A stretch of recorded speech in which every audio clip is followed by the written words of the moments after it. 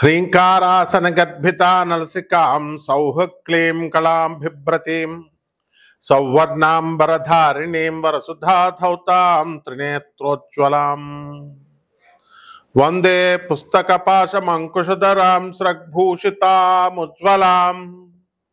త్వాం గౌరీం త్రిపురాం పరాత్పరకళాం శ్రీచక్ర సంచారిణీం. ఓం శ్రీ బెజవాడ కనకదుర్గా దేవతాభ్యో నమః. మల్లీశ్వర స్వామినే నమః. ఈరోజు మనందరం కూడా దరిద్ర దేవత అంటే భయపడతాం, కానీ ఆమె కూడా మనకి శుభాలను చేసేటటువంటి తల్లి. ఆమె మహాలక్ష్మి తల్లికి ఆమె అక్కగారు. అయితే రాక్షసులు మాత్రమే వీళ్ళు మనకి హాని చేసేటటువంటి వాళ్ళు. అమంగళాలను మంగళాలుగా మార్చేటటువంటి తల్లి దరిద్ర దేవతకి ఆ శక్తి, ప్రత్యేక శక్తి ఉంది. ఇది రాక్షసులకు లేదు. అది తేడా. అంటే క్షుద్ర శక్తులు ఇవన్నీ అంటుంటాం కదా, క్షుద్ర దేవతలని. వాళ్ళు ఎప్పుడు కూడా మనకి హాని చేస్తారు. మనం అడిగిన పని చేస్తారు, కానీ ఆ తర్వాత దానికి మూల్యం, ఫీజు చెల్లించుకుంటారు. అది ఒక్కొక్కసారి మన ప్రాణం కూడా అవుతూ ఉంటుంది. అలాంటిది మరి ఈ యొక్క దరిద్ర దేవత మాత్రం ఏం చేస్తుందంటే మనల్ని అందరినీ కూడా రక్షించాలని చెప్పి, లక్ష్మీదేవి యొక్క అక్కగారు కాబట్టి ఆమె వీలున్నంత వరకు మనకి దూరంగా ఆవిడ వెళ్ళిపోద్ది. ఎవరిని పట్టుకుంటుందో తెలుసా దరిద్ర దేవత? చాలామంది ఇలా ఇప్పుడు ఇంటర్వ్యూస్ తీసుకుంటూ ఉంటారు కదండి యాంకర్లు. జేడి లక్ష్మీనారాయణ గారు IPS, తర్వాత మన లోక్సత్తా జయప్రకాష్ నారాయణ గారు IAS ఇంటర్వ్యూలు చూడండి. వాళ్ళు ఎప్పుడు ఇలా కాళ్ళు ఊపరు, అలాగే కాళ్ళ మీద కాళ్ళు వేసుకోరు. ఇక మామూలు వాళ్ళని చూడండి, మీరు ఎవరినైనా సరే వీళ్ళు వాళ్ళు అనలేదు.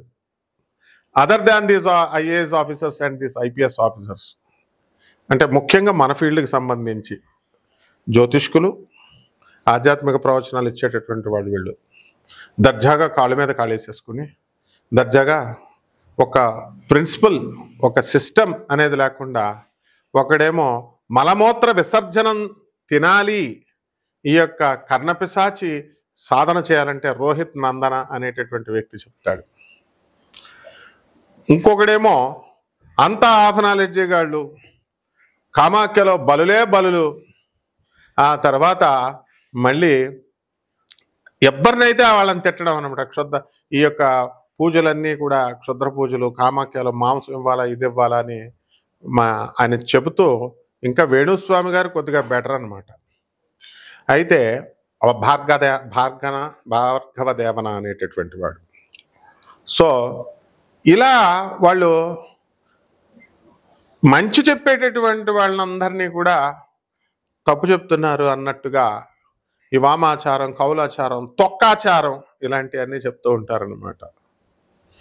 అండ్ పరాశ్రీ స్వామీజీ పాపం వెళ్ళి దక్షిణాచారం అనేటటువంటిది ఉంటుంది కామాఖ్యలో, అది చేసుకోండి, ఇది వద్దు అని చెప్పినందుకు ఈడొక మూర్ఖుడు, వీడికేం తెలీదు అని చెప్పేసి మీ పని మీరు చూసుకోండి అని లాస్ట్కి నా పేరు కూడా చెప్పి మనపూడి సత్యనారాయణ నీ పన్ను చూసుకో అని చెప్పినట్టు మాకు రైల్వేలో పనిచేస్తున్నటువంటి రామకృష్ణ అనే వ్యక్తి చెప్పాడు. ఇంకా నేను ఆ వీడియో పరిశీలించే తోలు తీసేస్తాను, భార్గవన దేవన తోలు తీసేస్తా. You are charging 50,000 rupees for appointment, and what is the hell that you are going to solve the problem? Business చేసుకోవాలనుకుంటే బిజినెస్ చేసుకో అంతే. అండ్ దక్షిణాచారం, వామాచారం ఇవి నీ ఇష్టం చెప్పుకో, when the people are ready to hear. But if you come to my affair, తోల్ తీసేస్తాను, బీ కేర్ఫుల్. సో ఈ విధంగా దరిద్ర దేవత అనేది ఇలాంటి లక్షణాలు అనమాట. ఎలాగంటే కాళ్ళు ఊపేటటువంటి వాళ్ళు ఎవరైతే ఉన్నారో, కాళ్ళు ఊపుతూ ఉంటారు చాలామంది పడుకొని దర్జాగా, వాళ్ళని దరిద్ర దేవత పట్టేసుకుంటుంది. అండ్ నెక్స్ట్, ఇక ఎవరైతే స్నానం చేయడానికి బద్దకిచ్చేస్తూ ఉంటారు చాలామంది. హాస్టల్లో పిల్లలైతే బాబాయ్ పొద్దున్నే లేవాలా, చలి స్నానం చేయాలా అని చెప్పేసి చాలామంది బద్దకిస్తారు. అమెరికాలో వాటర్ ప్రాబ్లం తక్కువగా ఉందని బద్దకిచ్చేస్తూ ఉంటారు. అయ్య బాబాయ్ వేడి నీళ్ళు లేవని చల్లనీళ్ళు పుడుకుమని పోసుకొని పుడుకుమని వచ్చేస్తూ ఉంటారు. సో ఇది కూడా దరిద్ర దేవతకి ఒక స్థానం అయిపోతుంది. మళ్ళీ ఎవరైతే శుభ్రత లేని చోట దరిద్ర దేవత వచ్చేస్తుంది. ఇళ్ళు అవనియండి, ఒళ్ళు అవనియండి, బట్టలు అవనియండి. అలాగే బట్టలు కూడా మనకి ఎప్పుడు కూడా పరిశుభ్రమైనటువంటి వస్త్రాలు ధరించాలన్నారు. హెయిర్ కూడా చాలా ఎప్పటికప్పుడు కట్ చేసుకుని షార్ట్గా ఉంచాలి. అందుకని మిలిటరీ ఆఫీసర్స్ చూడండి, వాళ్ళంతా షార్ట్ వేసుకుంటారు. అంటే అదే జుట్టు దరిద్రం అనమాట. అలాగే గబ్బిలాలు రాకూడదు ఇంట్లోకి. అండ్ ఈ చెడు వాసన రాకూడదు. చాలామంది బ్రాహ్మణ ఇళ్లలో నేను చూశాను. మహాలక్ష్మి గారని ఒక 4th ఫేజ్లో బ్రాహ్మణులు నా చిన్నప్పటి నుంచి ఉండేది. వాళ్ళు పూజారులే, గుళ్ళో పూజారులే. ఆ బట్టలు విప్పేసినటువంటి బట్టలు, చీరలు ఉతుకుదాంలే అని బాత్రూంలో అక్కడ పడేసి వారం కాదు కదా 10 రోజులు అక్కడ ఉండిన పురుగులు, తెల్ల పురుగులు వచ్చేస్తాయి అక్కడ. సో ఈ విధంగా బద్దకించే చోట, అశుభ్రం ఉండేటటువంటి చోట, అసత్యం ఆడే చోట ఇవన్నీ కూడా దరిద్ర దేవత వస్తుంది. ఈ క్షుద్ర శక్తులు, ఈ వామాచారాలు, ఈ యొక్క కౌలాచారాలు అని ఇలాంటివన్నీ కూడా వస్తాయి కదా. ఇటువంటి వాళ్ళందరి మాటలు విన్నా కూడా దరిద్ర దేవత పట్టుకుంటుంది. అశుద్ధాలు తినడం అండ్ వశీకరణాలు అని చెప్తాడు ఒకడు. వశీకరణాలు చేస్తామని చెప్పేసి ఇంత హెరాయిన్ లాంటిదో లేకపోతే ఇలాంటి గంజాయి లాంటిదో అని చెప్పేసి అది ఇస్తే మీ వెనకాల వచ్చేస్తారంటారు. వాళ్ళు ఏమి ఇచ్చేస్తున్నారో కూడా తెలియదు అనమాట. కడుపులో ఒక మరుగుమంది అని ఇచ్చేస్తారు. అది లోన వేసేసుకుంటే వాడు పోతాడో తెలియదు, ఏం కలుపుతాడో తెలియదు. సో ఆ మరుగుమందు అరే ఆయుష్ అనేటటువంటి ఒక డిపార్ట్మెంట్ పనిచేస్తుందని కూడా వీళ్ళకి తెలియదు. దానికి బ్యాచ్ డ్రగ్ ఇన్స్పెక్టర్స్ ఉంటారు, వాళ్ళు అరెస్ట్ చేస్తారు అన్న భయం లేదు. అండ్ యానిమల్ వెల్ఫేర్ డిపార్ట్మెంట్ ఇప్పుడు మెడ్రాస్ నుంచి ఢిల్లీకి వెళ్ళిపోయింది. అది అటానమస్ బాడీ, సెంట్రల్ గవర్నమెంట్దే. అటానమస్ బాడీ అనేటటువంటి ఇంగిత జ్ఞానం లేకుండా బలుల గురించి చెప్తారు వీళ్ళు. ఆ తర్వాత పిలకేసుకున్న పంతుళ్ళు అన్నట్టు ప్రొఫెసర్ల జోలికి వస్తే నువ్వు ఛార్జ్ చేసేది 50,000 అపాయింట్మెంట్, నువ్వు తర్వాత తీసుకునేది 20 లక్షలు 15 లక్షలు. ఇలాగా పని అవ్వకపోతే ఏమవుతారు వాళ్ళు? ఏం చేస్తారు? They will file a police complaint. అప్పుడు ఏమవుతావు నువ్వు? ఆ తర్వాత రవరవాది నరకాలకు వెళ్ళిపోతారు ఇలాంటి అశాస్త్రమైన పద్ధతులు చెప్పేవాళ్ళు. నీ బిజినెస్ ఏదో మీరు చేసుకోవాలి, అంతేగాని పబ్లిక్లో ఎందుకు చెప్తారు? మీరు బయట చెప్పుకోండి. పబ్లిక్లోకి వచ్చేసరికి మూత్ర విసర్జనలు తాగండి, వీర్యంతో అమ్మవారికి పూజలు చేయండి. పువ్వులు మనిషి వీర్యంతో దేవతల పూజలు చేస్తారా? దానికి సిద్ధామృతం అని పెడతావా? అంటే వీళ్ళ హస్తప్రయోగం చేసుకోమని చెప్తున్నావా? What is all this non sense? And ఈ టీవీ ఛానల్స్కి బుద్ధి లేదు. వాడు 50,000 ఇస్తున్నాడు, అందుకని వీళ్ళంతా బిల్డప్లు ఇచ్చుకుంటే యాంకర్లు ఎంక్వైరీ అదే పెద్ద ఇది ప్రోగ్రాములు చేయడం. ప్రజలు ఏమనుకుంటారంటే వాడు డబ్బులు ఇచ్చి చేయించుకుంటున్నాడు, ఇది పెయిడ్ ప్రోగ్రామ్ అని అనుకోకుండా వాళ్ళు ఏదో పెద్ద వీళ్ళేదో విఐపీలు, వీళ్ళు ఏదో చేసేస్తున్నారు, వీళ్ళకి ఏదో తంత్రజ్ఞానం వచ్చేసు, తంత్రశాస్త్రం వచ్చేసు అనుకొని వీళ్ళ బుద్ధి లేనటువంటి వాళ్ళంతా కూడా కామెంట్స్. అందరూ నరకానికి పోతారు రా బాబు. మంచి వాళ్ళని ఎందుకు కరప్ట్ చేస్తారు? మీరు చేసుకోవాలంటే తంత్రశాస్త్రం లేదు, తొక్క శాస్త్రం లేదు. తంత్రం అంటే ఎవడేష్టం వచ్చినట్టు చేసేసుకోవడం. చేసుకోండి, ఇంటికెళ్ళి చేసుకోండి. మీ దగ్గరికి వచ్చిన కస్టమర్స్కి సిద్ధామృతం అని చెప్పి వీర్యమే తీయమంటావో, లేదా వీర్యంలో ముంచి పువ్వులు పెట్టి పూజ చేయిస్తావో, అశుద్ధాలే తినిపిస్తావో, నీ పని నువ్వు చూసుకో అంటే చేసుకో. బట్ సోషల్ మీడియాకి రాకు, నీకు ప్రాబ్లం అవుతుంది. బెట్టింగ్ యాప్స్కి సజ్జనార్ సార్ ఇన్వాల్వ్ అయ్యారు. అలా చదువుకున్న వాళ్ళకి సైలెంట్గా ఉంటాం అనుకుంటున్నావా? సో ఈ విధంగా ఈ యొక్క దరిద్ర దేవత లక్షణాలమ్మ. ఇలాంటి వాళ్ళ మాటలు విన్నా, ఇలాంటి చేష్టలు చేసిన, అశాస్త్రీయమైనటువంటివి అవైదికమైనటువంటి పనులు చేసినా పట్టుకుంటుంది. ఆ మధ్య ఒక ఆయన పాపం, అతను మంచోడే వీళ్ళతో పోల్చుకుంటే కొద్దిగా. అతను చెప్పి పంచమకారాలు మటన్ పెట్టాలి, చికెన్ పెట్టాలి, మందు బాటలు పెట్టాలని చెప్పి ధడేలమని పడిపోయి ఇప్పుడు రాశిఫలాలు చెప్పుకుంటున్నాడు అన్ని ఛానల్స్కి వెళ్ళి. వీళ్ళతో పోల్చుకుంటే అతను కొంచెం బెటర్. అతను మన ఫ్రెండ్ వేణుస్వామి. కాబట్టి ఈ రకంగా కాకుండా ఇలాంటి లక్షణాలు ఉన్నటువంటి వాళ్ళందరినీ కూడా అలక్ష్మి పట్టుకుంటుంది. దరిద్ర దేవకు చిహ్నాలు ఇదనమాట. కాబట్టి ఎప్పుడు పరిశుభ్రంగా ఉండడం, మనసా వాచా కర్మణ, మంచి పలుకులతో మాట్లాడడము, అక్రమ సంబంధాలు లేకుండా ఉండడం కూడా ఒక భాగం. అధర్మ కార్యాలు, ఇతరులని కబ్జాలు చేసేడాలు, ఇతర బలహీనుడి మీద పడి బలహీనుల స్థలాల్ని, వాళ్ళ ఆస్తుల్ని కబ్జాలు చేసేటటువంటి వాళ్ళంతా కూడా బెడ్ రిడెన్ అయిపోతారు. అంతా మహా ఉంటే ఎంతకాలం ఉంటారయ్యా మీ ఆరోగ్యాలు? మహా ఉంటే 30 సంవత్సరాలు ఉంటుందేమో. ఆ తర్వాత ముసలోళ్ళు ఎవరా బెడ్ రిడెన్ అవరా? కానీ మహాకాళ్ళు అంటున్నారు. మహాకాళుడు ఊరుకుంటాడా? తాట తీసేస్తాడు. కాబట్టి ఈ దరిద్ర దేవత పట్టుకునే లక్షణాలంటే ఏయో అనుకోకుండా ప్రాక్టికల్గా ఇవేనమ్మా. కాబట్టి జాగ్రత్తగా అశాస్త్రీయ గురువులను కాకుండా శాస్త్రీయ, మేము రూపాయి కూడా తీసుకోకుండా నాన్ కమర్షియల్ బేసిస్తో జ్యోతిష్యాలు చెప్తున్నాం అండ్ మంచి చెప్తున్నాం. దానికి కూడా ఏంట్రా మీరు ఒక్కొక్కడు నేను కమిషనర్ పెళ్ళాన్ని, అక్రమ సంబంధాలు, మేము కన్యారాశి మంచివాళ్ళం, మేము మా పని మనిషి సూసైడ్ చేసుకోపోయింది, మీద పోలీస్ కంప్లైంట్ పెడతా. What is all this non sense? అక్రమ సంబంధాలు లేనాడు ఎవడరా?